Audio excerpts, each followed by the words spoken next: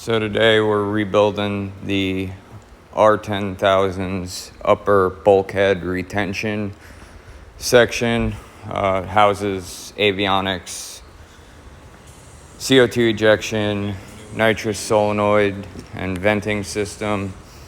And we're going to actually reuse the old aluminum carbon fiber laminated center ring because it's still good. Quick background on the vehicle itself. This is a dual deploy single brake system. So the vehicle does not split into two portions to spit the drogue and the main parachute. It is only going to pop the cone to release the drogue, and then the main is actually bound and released at its correct altitude via a pyro cutter. So that's just a quick summary of how this system is implemented. Got a piece of 8-inch coupling sleeve chucked up in the lathe. We're using a diamond tipped cutoff wheel clamped down in a tool holder to cut this. It's amazing what fiberglass will do to carbide versus diamonds. Just gonna go ahead and begin cutting all 3 rings so we can start assembling this bulkhead retention section.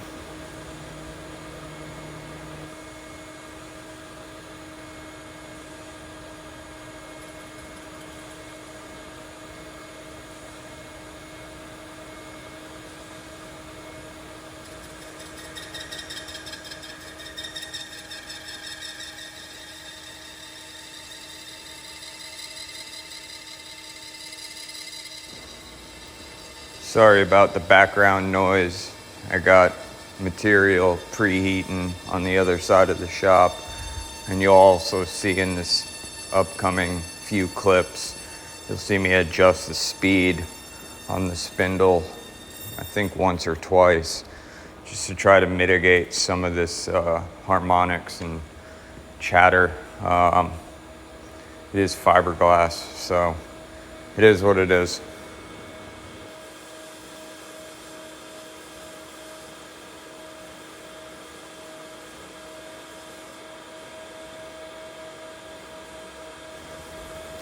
So this first trim you see going on here is just truing up that outside edge. I just want it to be perfectly flush and flat. And then you'll see me knock it down with some paper to get rid of some nasty burrs or strands.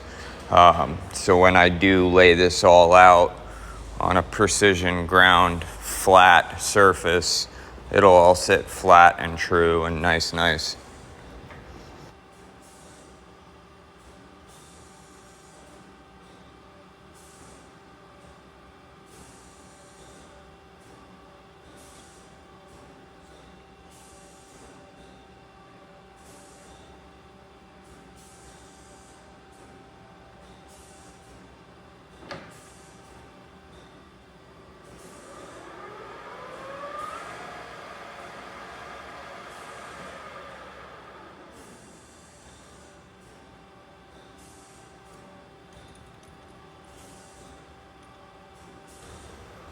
Here we go, cut number 1. This is the longest or widest cut.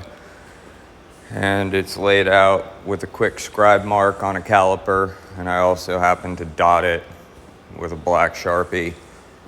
But I really just go by scribe marks. And here we go.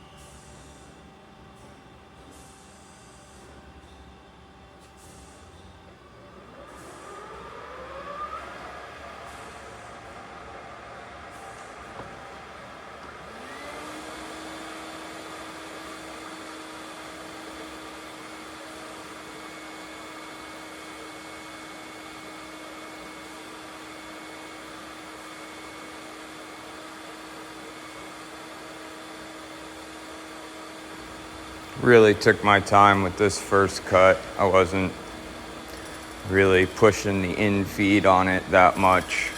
Just trying to get the feel for cutting with this diamond wheel jammed in a tool holder.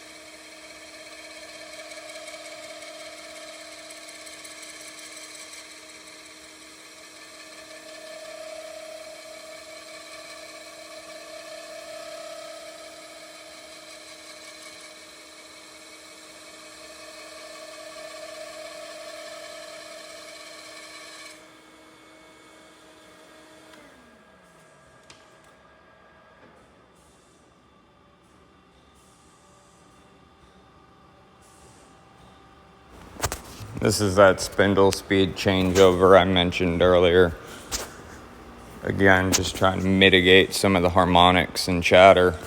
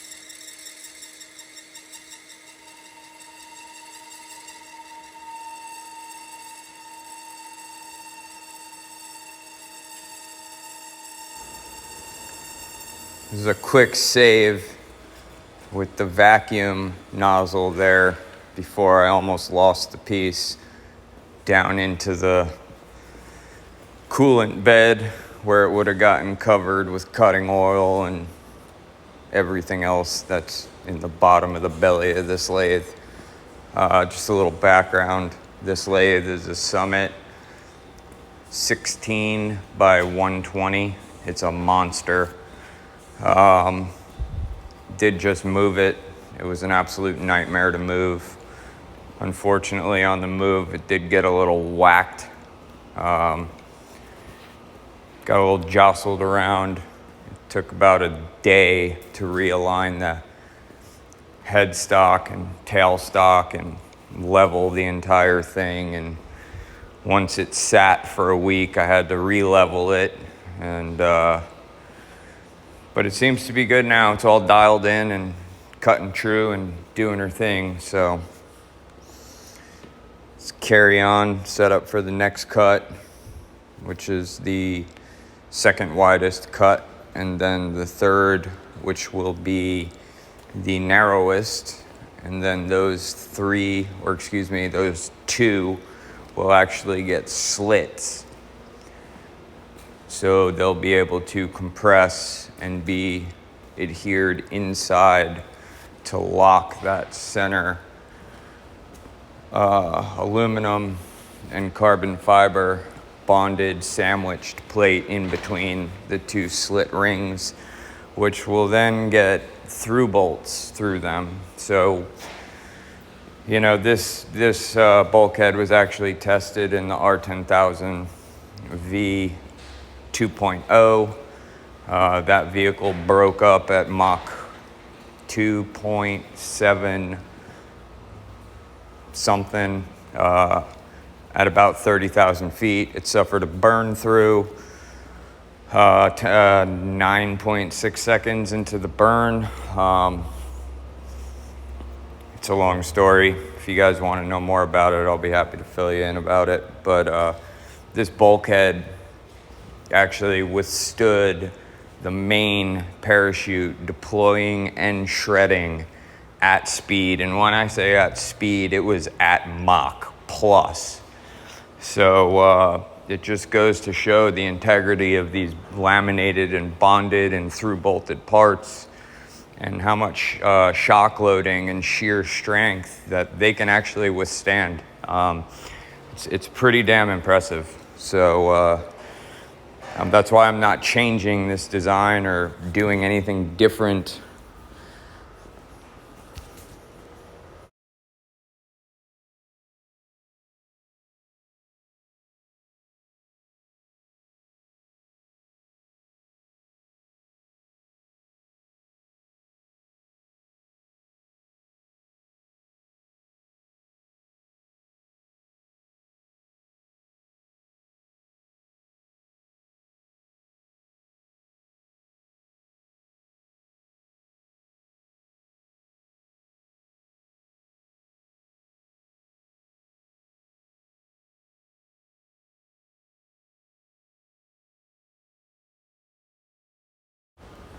Wasn't so lucky with saving this one. It fell down into the coolant tray, so we had to clean this one up a little bit.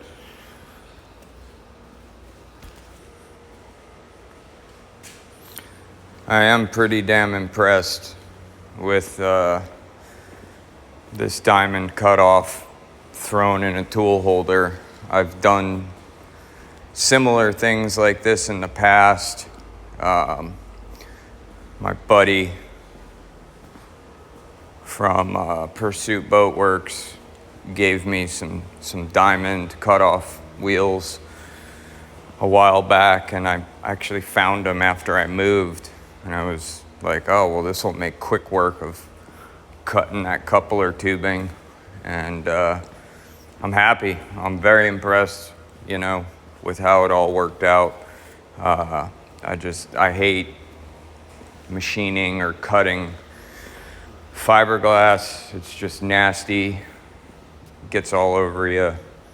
Definitely don't want it on the bedways or in my lungs or anything like that. Normally, I always have a vac system going or dust collection going. I still got to do all the 4-inch dust collection piping in the new facility, but shop vac's working for now.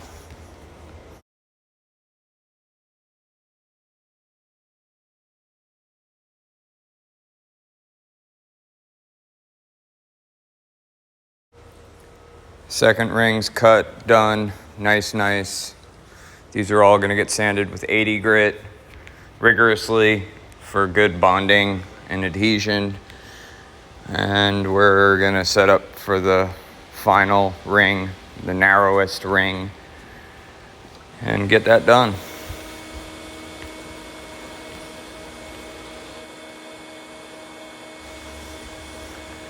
It's pretty cool how the harmonics and chatter changes as the piece gets shorter and stubbier, obviously.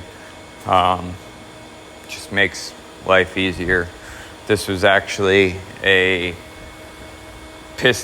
old piston style deployment system out of my L3 hybrid cert flight that's been kind of cut up and scavenged for parts now.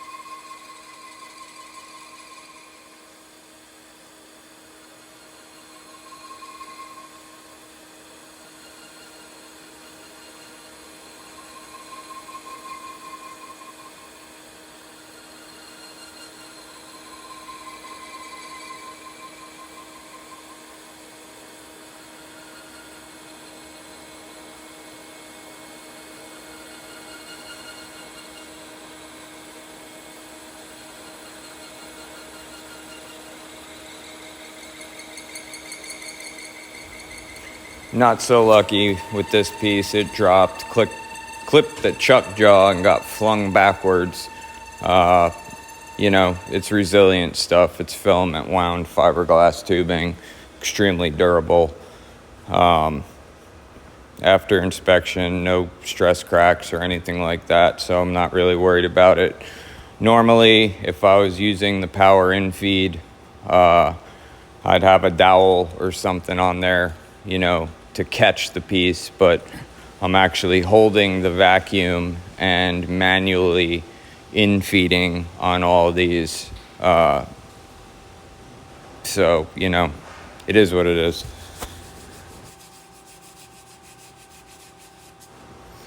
Some quick edge work knocked down with some paper so I don't catch any burrs or shards in my fingertips.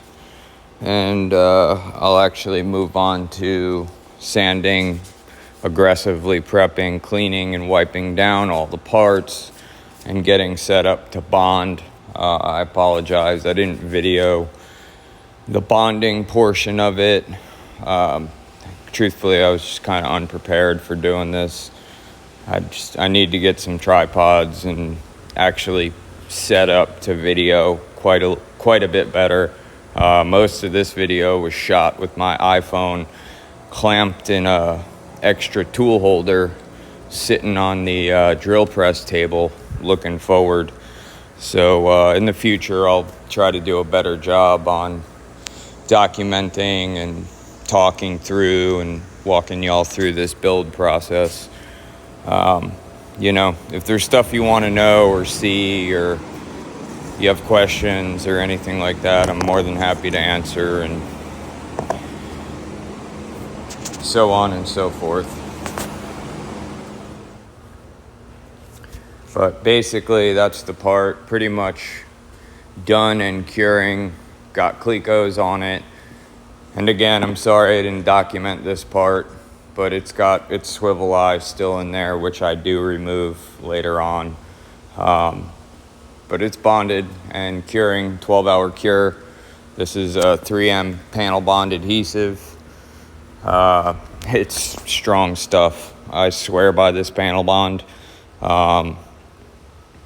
It's an amazing, amazing product.